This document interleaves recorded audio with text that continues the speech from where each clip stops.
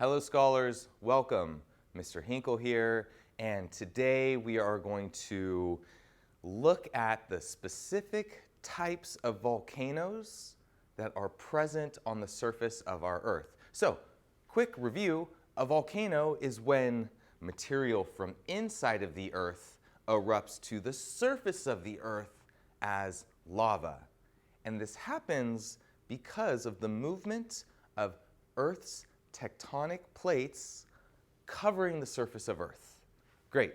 Let's see what we're doing today. We're going to look at the three types of volcanoes and provide examples of where they are and really cool volcanoes on our planet. And then we'll discuss common features associated with each type of volcano. So what are some of the features and formations that these volcanoes create? Oh, here's our review. Volcanoes are natural geologic features. A volcanic eruption, ooh, it's so pretty. And it happens when magma, gas, molten material erupts onto Earth's surface as lava, and it is driven by plate tectonics. So let's go through the anatomy of a volcano. There are common features to every volcano. Now, this by no means will be an exhaustive list, but here is the surface of the Earth. Volcanoes are fed by a magma chamber.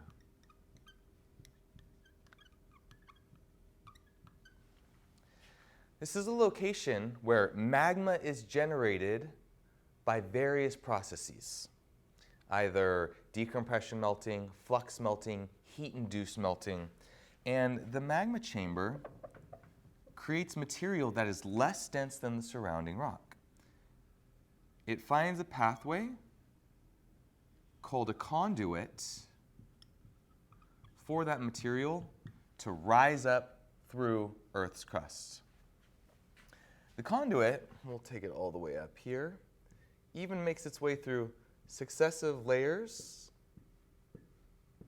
of rock. We could call these lava flows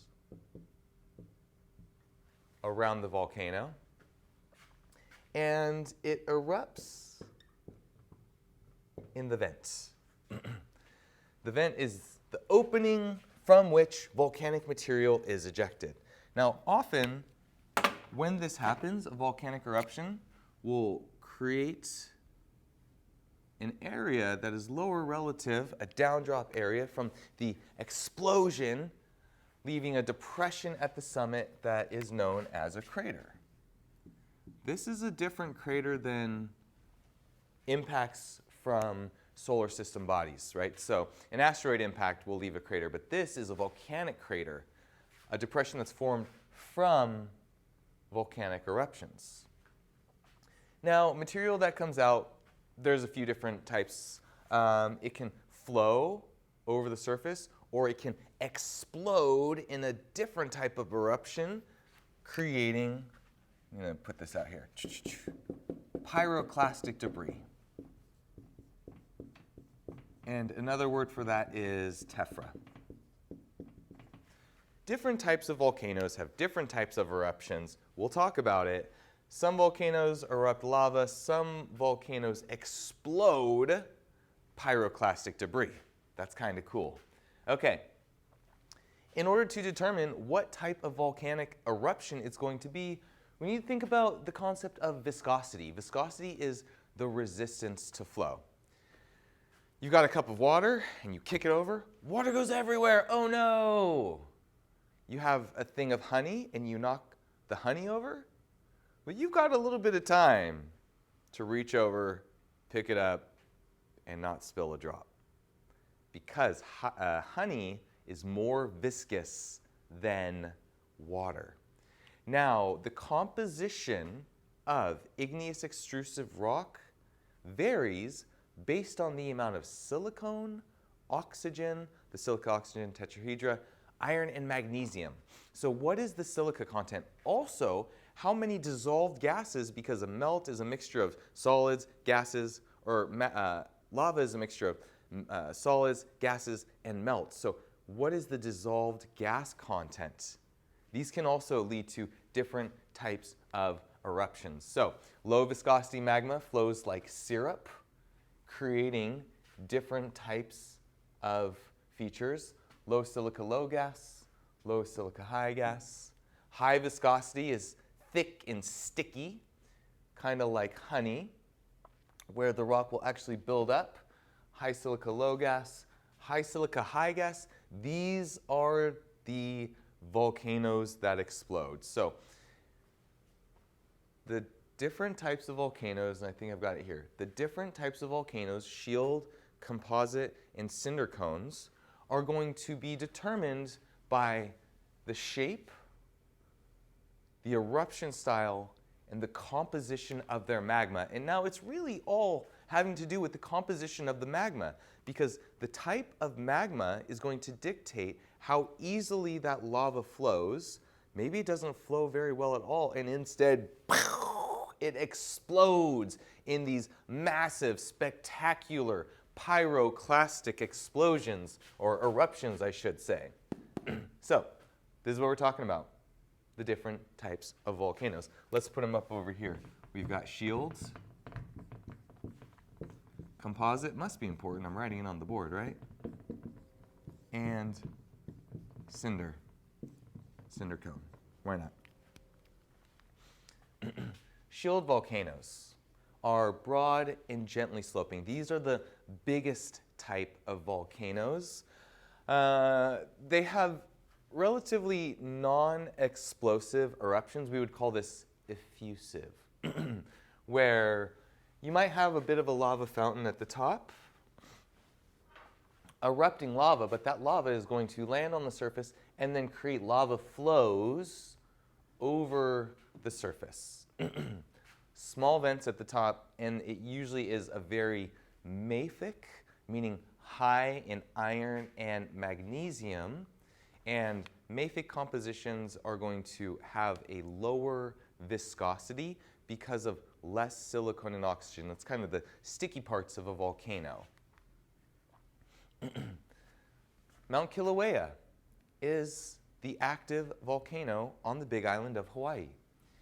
And it erupts. Here it is a lava flow, setting fire to some trees, covering a road, enveloping power lines. This one is from 2018. I'm sure at whatever point you are watching this, you can Google Mount Kilauea eruption, and there's one relatively recently, because this hotspot volcanism is feeding volcanoes on the Big Island that are continuing to build up a shield volcano, right? And so we've got Kilauea, I hope I spelled that right. I often mess it up. A-U-E-A. Spelling is important. A-U-E-A. Perfect.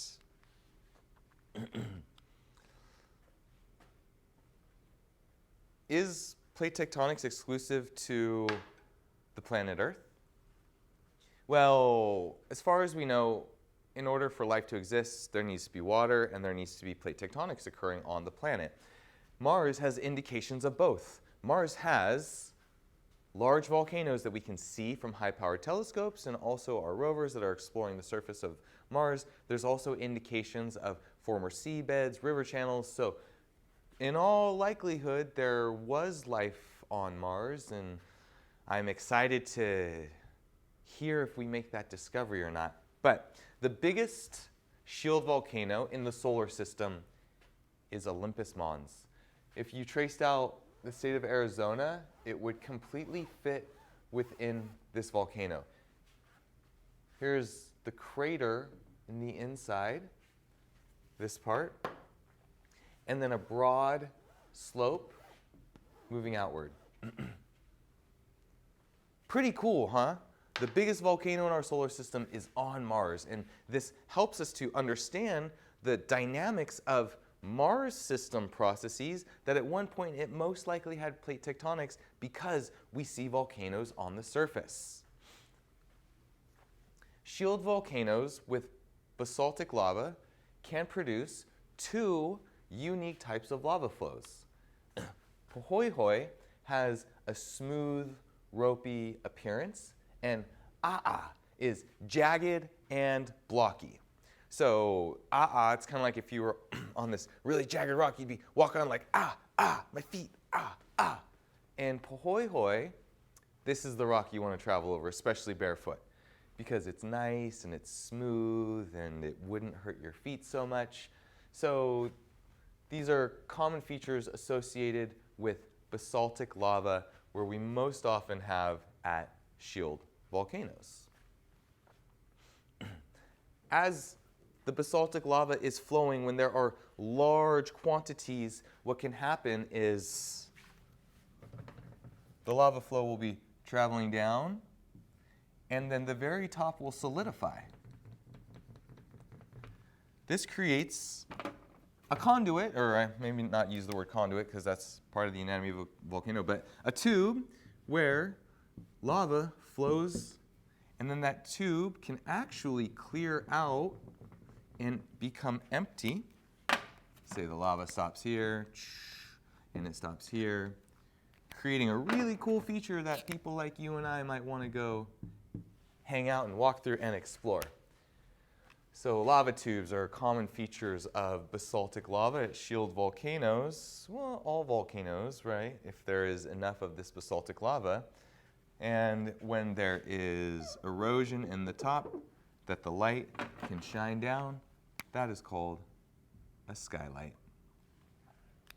Pretty fun. I've hung out, played in some lava tubes. I've got a really cool photo I'm going to dig up for the next time I film this lecture. Thank you for the suggestion. When shield volcanoes erupt, sometimes big cracks in the side of the volcano can open up and they will create fissures. That is a bunch of fluid that is erupting. So this is kind of from the side of the volcano over here. You might have a little lava fire erupting from a big crack. You'd have another conduit over here feeding the side. So, I love to do things relatively simplified, but of course the story is always more complex. You could become a volcanologist, and you could spend an entire career on lava flows. You could become a igneous petrologist teaching about different types of igneous rocks on the surface and spend entire lectures talking about basaltic rock and basaltic lava.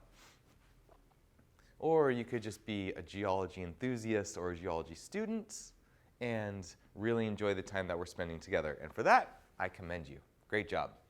Okay, so when basaltic lava cools and it is contained, the process of going from a liquid to a solid will create a volumetric change. And that volumetric change will end up creating these really awesome features called columnar joints. They are six-sided hexagonal joints. Here you can see 1, 2, 3, 4, 5, 6. And there's a lot of them. Devil's Tower in Wyoming, very famous. It's a giant rock sitting out of nowhere that has these huge hexagonal columns that are coming up. And the idea with this is that the neck or the very base of the volcano, and we see these in a couple places. It's called the volcanic neck or the volcanic plug, will cool in the center of the volcano, and it will form those columns. So I'll do this. Column, column, column, column. And because the surface of our Earth is dynamic and it's ever-changing, susceptible to the forces of wind, water, erosion, breaking down the surface of Earth, removing the overlying material, exposing features that are underneath.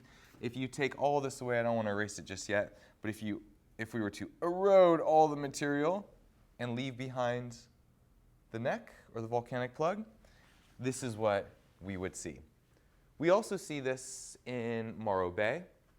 There's a series of big rocks of volcanic material at the surface in a line that are believed to be the heart or the volcanic plugs of ancient volcanoes. Devil's Postpile. This is a beautiful example in the eastern Sierra of the Sierra Nevadas in California. And I just love this. You can climb on these. These blocks are huge. This block right here is probably, it's bigger than me. Let's put it that way. So these things are like 50, 60 feet tall. Look at, that's a big tree. Those are big, these are big trees. So this is a massive, massive example of columnar joining. And we see it local in Fresno in the Tabletop Mountains, which are cool. We see it in Devil's Postpile. So this, although it's not everywhere, this is a common feature associated with basaltic lava eruptions. Okay, so this was our first type of volcano. Very good. Let's keep it moving, keep it grooving. Stratovolcanoes or composite volcanoes. So these are the volcanoes that explode. When you think about a big volcanic eruption that's filling the sky with ash and debris, composite volcanoes. They have a very symmetrical cone shape. They're steep on the sides. They rise prominently above the landscape, and they're built up on alternating layers of lava and pyroclastic material, which is material that explodes, ash, cinders, and blocks, and then all welds together from the heat to form various extrusive rocks. So, a couple examples. Mount Rainier in Tacoma, Washington. Here's a city. Here's a big volcano. This is very common. Mount Fuji in Japan, another city. Big volcano. If these were to erupt, they could cause significant damage to the nearby areas. Volcanic hazards are a real thing, but not the point of this lecture, so let's keep going. Lava domes are accumulations of silica-rich volcanic rock, and in general, composite volcanoes are high in silica. We'll call it SiO2. Shield volcanoes are low in SiO2. Remember, composition is going to dictate what type of eruptions and what types of shapes are going to build up. So we have a composite volcano, large crater, lava dome forming in the middle. This is Fresno Dome up in the Sierra Nevadas. This is the same kind of feature, an accumulation of silica-rich volcanic rock that often forms in a vent. Calderas are very large craters in the top of a volcano, right? So, Wizard Island sits in the caldera at Crater Lake, steep-walled, basin-shaped depressions forming by the collapse of the volcanic edifice. So when the magma chamber has pumped enough material up through the lava chamber, it basically depletes of that material. You have the explosion, and then a collapse can happen.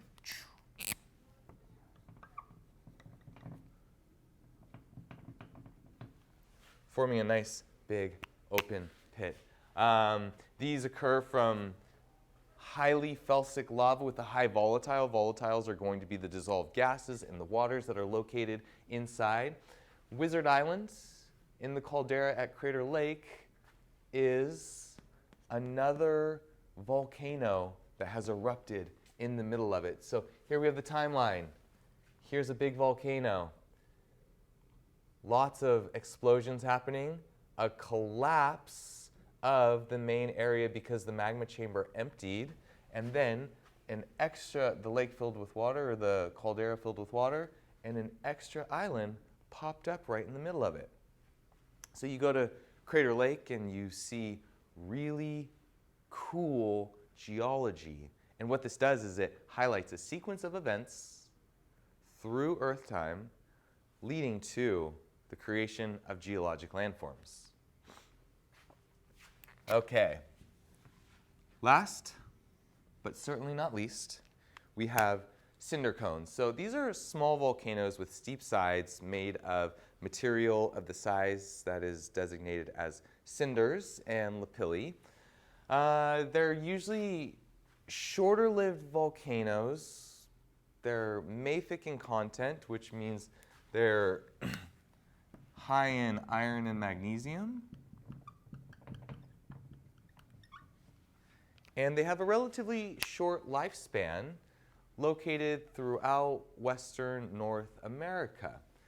There's a really good case study down in Mexico, the Periquitan volcano.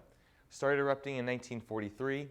Within about 8 months, grew really, really big. Started just in this farmer's field. He was out farming one day, and then, oh my gosh, what's happening? Well, it was a volcano. It had cropped up 300 feet in a week, 1,200 feet in 8 months, and then next thing you know, the volcanic eruptions and lava flows from this volcano took out the town of San Juan. This is one of their local churches that is covered by a lava flow. So these volcanoes are active features on the surface of Earth. They can happen anytime, anywhere. They are associated with plate tectonics, though, and so there are certain areas where we can understand or expect this type of feature to occur.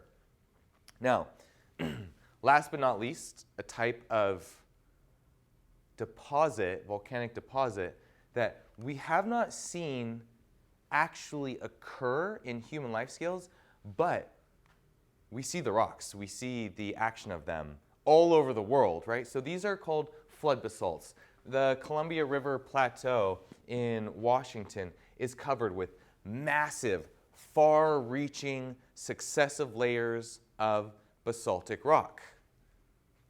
We've never seen a volcano erupt this type of deposit, but we see the deposits from periods in Earth's history. There's some big ones that we can see. Columbia River basalts, the Deccan traps, which cover about a third of India, the Siberian traps, which may have been volcanism that was so extensive it led to Earth's largest mass extinction.